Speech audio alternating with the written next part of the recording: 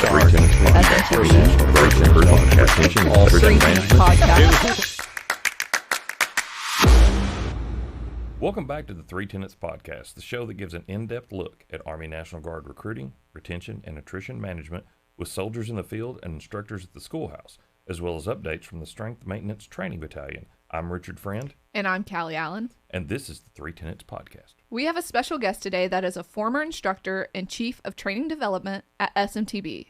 He is now the 79 Tango Senior Career Management NCO stationed out of Fort Knox. Master Sergeant Christopher Larsson. Welcome to the Three Tenets Podcast. It's good to be here. I appreciate you guys having me. Yeah, we're glad to have you. Yes. Yeah. I'm definitely glad to see you again. Yeah, so, it's been really nice catching up. It is. Last time I saw you, you were an instructor in my 79 Tango class when I was going through the conversion course. So I was. And we were talking before this that when I left that class, it really recharged my batteries. I liked your teaching style, and I really liked, kind of as a recruiter, if you've done it for several years and you've had some success, you may not catch yourself cutting some corners. Like if you put a couple of people in this month and you didn't have to make a lot of phone calls, you suddenly find yourself going, oh, I don't need to make a lot of phone calls. And when I went back to your course, you kind of showed what right looked like. And not only, hey, this is what it takes to be an E7, but this is what it takes to be a leader, that now you have this responsibility. And I really, when I came back out, I really went back to my team and started talking to the guys I just graduated from, which is the purpose of your schoolhouse, is to go, this is what you learned from, and things like that. So I'm glad to see you again, but let's talk about that. Let's talk about your time at the schoolhouse. Absolutely. When you came through the schoolhouse, I was a small group leader over at the Non-Commissioned Officer Academy, the 79 Tango Non-Commissioned Officer Academy, and I remember your class distinctly. It was a great class, and I know that first, I know that one thing that you brought back to me, and you actually reached out to me afterwards, is it wasn't part of the curriculum at that time, but it's something I liked to cover, was the memorandum to the board. Mm-hmm. You said that was especially helpful to you in your promotion process to Sergeant First Class. And then, as well, I know that when you guys graduated, Sergeant Friend was kind enough to go get me a wooden plaque made. Unfortunately, it was upside down, so it's hard to hang that one on the wall. But I still have it at the office, at the home office, and I look at it fondly all the time. Yeah, upside down. Inverted. It's called the Top Gun turn plaque. It. Yeah. We were inverted. Yeah, absolutely. Yes. So I take it now as the Career Management NCO. What's the big scope now? What are you doing now? So I am charged with the personal and professional development of all 79 Tangos, and I still, obviously, there's a concern with our non-career recruiting and retention NCOs as well. Want to make sure that they want to reclass to MOS 79 Tango. So the big scope is I handle all reclassifications to MOS 79 Tango.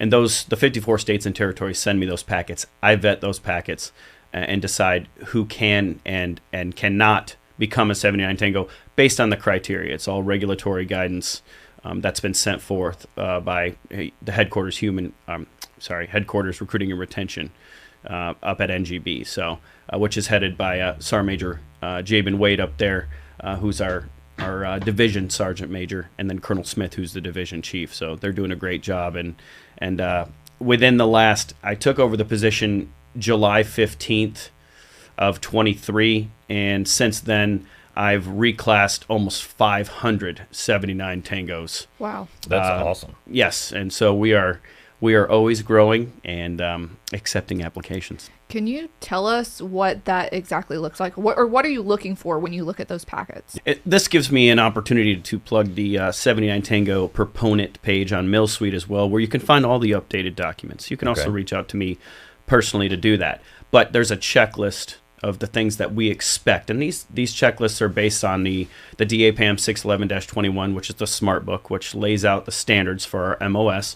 And then also the NGR 601-1. Leaders get into that. I come and I teach the talent management portion at the Recruiting and Retention Section Chiefs course every time it's had here at SMTB, and that's why I'm here now and able to do this. But it's frustrating that that's the first time that our section chiefs open that regulation, and probably since SQI4. Yes. The non-career recruiting and retention NCO course. So, but there's a checklist, and basically what it involves is checking those. We make sure that they have an order that says they're recruiting and retention NCO Title 32 AGR. If you're not actually a Title 32 recruiting and retention NCO, you cannot reclass to MOS 79 Tango. So if you're not in a valid position, that you have 18 months of a work history. So in data warehouse, you pull your production history since SQI4. So 18 months, a senior badge, senior recruiting and retention NCO badge. And then we look at your ALC graduation, your 1059, SQI4 graduation.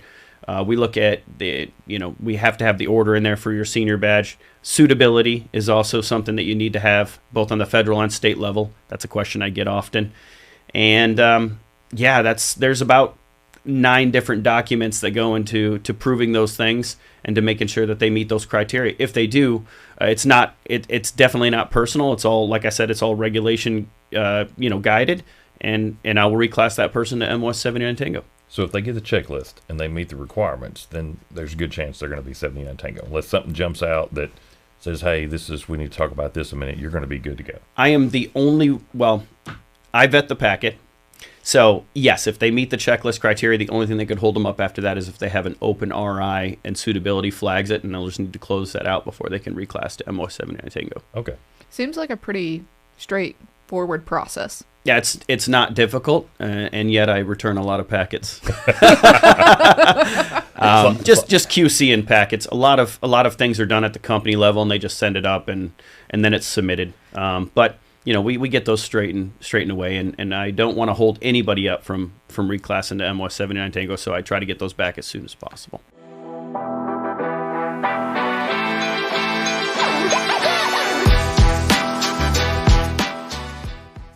Is there anything that you want to say to the states that maybe they could be doing better at the company level to send the packets to you?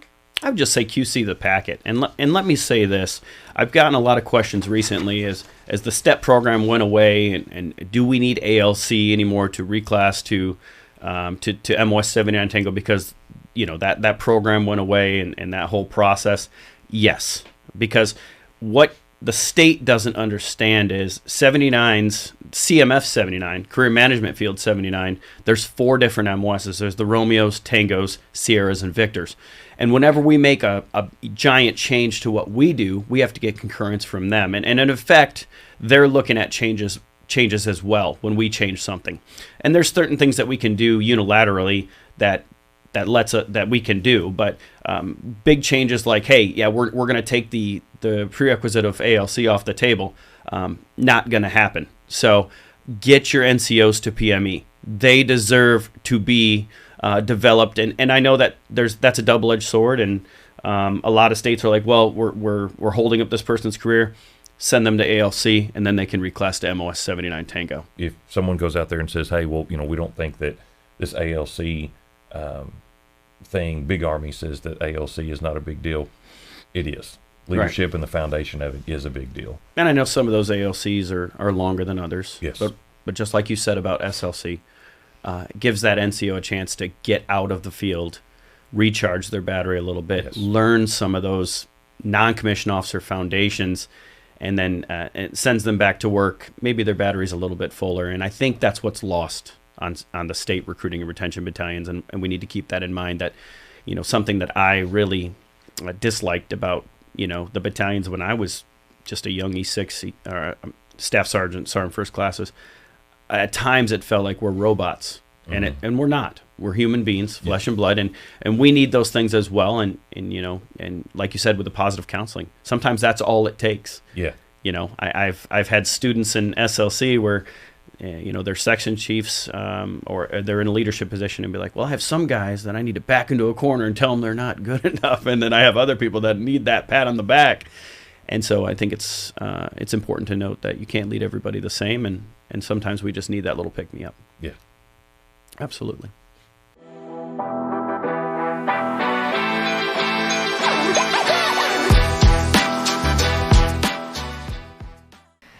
I know that you said that you are here currently for the RLC course, which is now RSC. And I know you talk about talent management acquisition. So what do you talk to the section chiefs about during this course? So we talk about the different facets of talent or of talent management. So the recruiting, the acquisition, the development, the training, and then the retention of our talent as 79 Tango. So what are we doing as leaders to keep those recruiting and retention COs engaged, and not just be like, hey, all that matters is production? Because we've seen, recently on these promotion boards, our 79 Tangos are finishing at the bottom because all that matters on their evaluations is production. We really need to look at the total soldier concept, and what are we doing to be non-commissioned officers as well as recruiting and retention NCOs. So what I like to do is it's it's a really rewarding process in the light that I get to take them into the regulation and show them all this stuff already exists. The DAPAM 600-25, which talks about our personal and professional development, it's all in there. Chapter 8, 79 Tango. A lot of these leaders are recreating the wheel when it comes to career planning, and it's all in there. As far as broadening assignments, operating assignments, developmental assignments, stuff like that. And I think we need to take a look at that. And I think often, too, is in the recruiting and retention battalions in the States, we call, like, for instance, being an RSP NCO, a broadening assignment. It's not a broadening assignment. A broadening assignment is like being an EOA, an equal opportunity advisor, being, in different positions outside of our MOS, outside of our MOS's scope. So that's a broadening assignment, which is a special assignment. Broadening assignment's really good. I was able to take advantage of one when I went over to be the Forward Theater Career Counselor in Kuwait, Afghanistan, Iraq, and those kind of things will really propel, your career.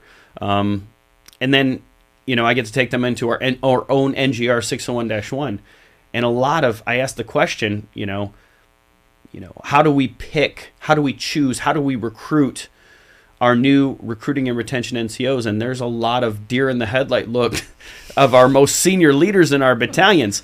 The truth and the fact of the matter is an NGR, 601-1, paragraph 4-9, it actually lays out our selection criteria and tells them what we're looking for.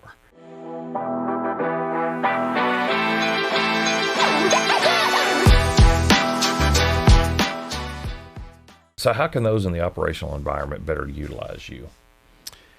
Well, the battalions usually reach out with a lot of questions. I get a lot of different questions just to interpret the regulatory guidance. Like, for instance, would be, in order to achieve your expert badge, is it 24 months consecutive making mission, or is it just 12 months and then another 12-month period?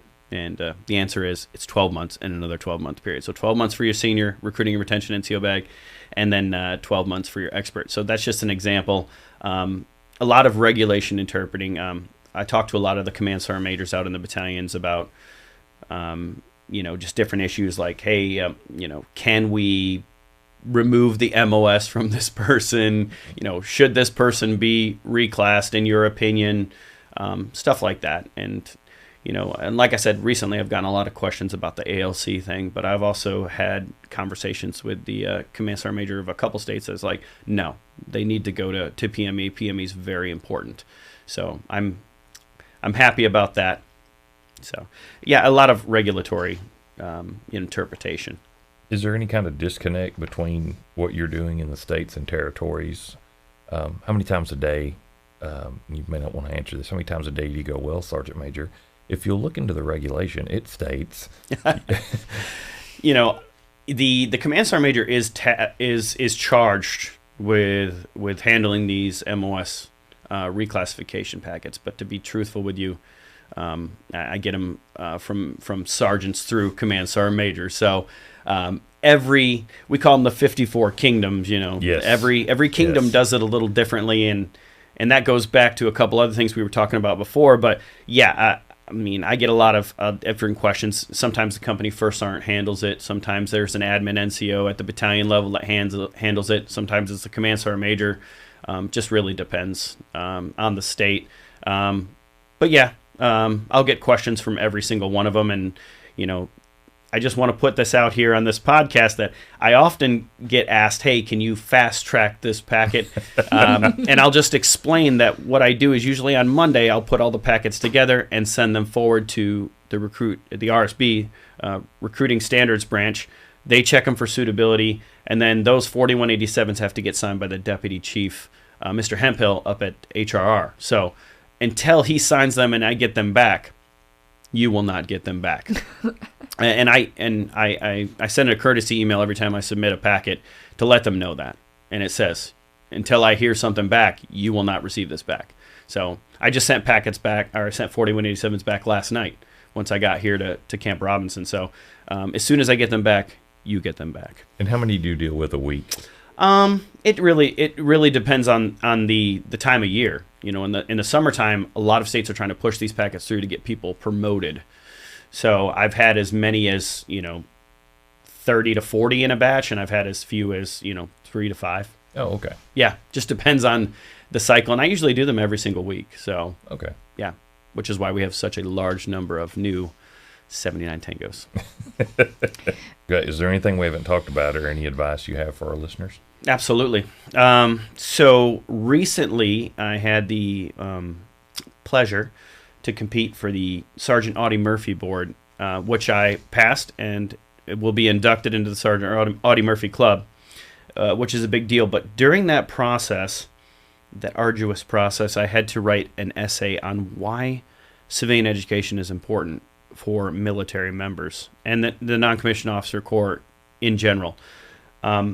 Please, to my 79 Tangos, to my non-career recruiting and retention NCOs, to my recruiting and retention NCOs, start with a class a term. Then maybe you do two, depending on your workload. Do not treat yourself when it comes to civilian education, because that is something that's definitely going to place you above your peers. We can't all be as high speed as Miss Allen over here and get our masters at 23, but I'll be graduating in April, and I'm super proud of that. But it is going to set me apart because only 7% of the population has a master's degree, and I don't know what the percentage that has a bachelor's, but you have to set yourself apart somehow. I know NCOs out there in the field that say, I'm doing everything the Army's telling me to do, but you have to do more. You always have to do more if you want to see yourself promoted in leadership positions, and that is a big deal. So I urge you, please, and even in our DA 600, DAPAM 600-25, Chapter 8 of 79 Tango, it's going to tell you as Staff Sergeant, you should be associates or working on associates. Sergeant First Class, you should have your associates working on a bachelor's. Master Sergeant, you should have your bachelor's, looking at, a master's. And then as a Sergeant Major, a master's degree. Because you need the gap between the non-commissioned officer corps and the officer corps is closed. It used to be we were the grizzly old wily vets that had all the experience in the field and the operational environment, and we didn't like education. We did what the Army told us. But the fact of the matter is many of our non-commissioned officers are more educated than the officers, and that gap has been closed, and we need to continue to close that gap. And you've got to think about your career after the Army, because this Absolutely. is a job. And the day that you leave. The day that I got the phone call that said my retirement packet had been approved and I was out, they were literally in my office splitting up my gear. Yeah. And I was happy to let them. But the education that the military helped me pay for actually was kind of one of the difference makers that I took for granted. But there are so many benefits that as recruiters, we sell to a prospective enlistment, and we tell them, you've got all of these benefits. And then I had a parent, you and I were talking offline, I had a parent one time that said, you work at a college as a recruiter, you have these amazing education benefits, and why don't you have your bachelor's completed? And I was like, that's a great question. And then as I noticed that there were people that were probably better soldiers than I was when I went before the board and made E7, And the fact that I'm about, I think I'm 6 hours down from my master's, or no, I'm sorry, my bachelor's degree now, and I'd like to start my master's. And I noticed that the boards give a certain weight to that education, and sometimes it's more weight than if you had been to certain combat identifier schools and different things like that. And so you've definitely, I would like to stress that too, that as a recruiter, you've got to enhance your education. It brings me back to the first episode we ever recorded with Sergeant First Class Chambers, now Master Sergeant Chambers. Yes. One of my former students as well. She was your student, and she raved about you on the episode, and she talked about educational benefits and going to get your degree, or even just trade options and different things like that.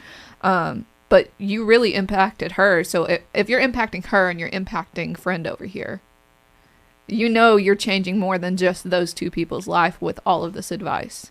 Well, that's really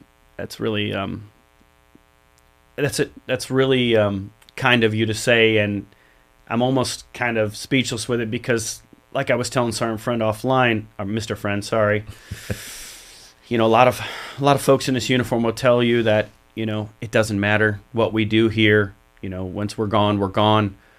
But I'm looking at two great individuals in this very room that, have said that I know that we had personal interactions. Mr. Friend as a student, and Miss Allen, you were in my section as the Chief of Training Development, and you guys are definitely, part of that really important legacy that I hopefully imparted on a few folks. So I really appreciate that. It means more than you could possibly understand that. You're welcome. Yeah. So we have a few courses going to be upcoming in January. We have RRNCO, OSM, Automation, SLC, MEPS, RLC, and then we have SQI4 in February. And if y'all are coming to RLC in January, you'll be able to experience Master Sergeant Larsson in person, because he'll be giving his talent management acquisition brief during that course. And if you are not already signed up, please sign up for some of these courses. They're going to help push forward your career, even if that's not the position you're in. Going and getting an RSP or OSM or automation or something like that, it's going to help push you forward. Thanks for listening to the Three Tenets Podcast. Before we go, make sure to follow us on social media if you haven't already, and be on the lookout for our monthly Three Tenets newsletter. Then stay tuned for next month's episode, where we get to meet up with another special guest.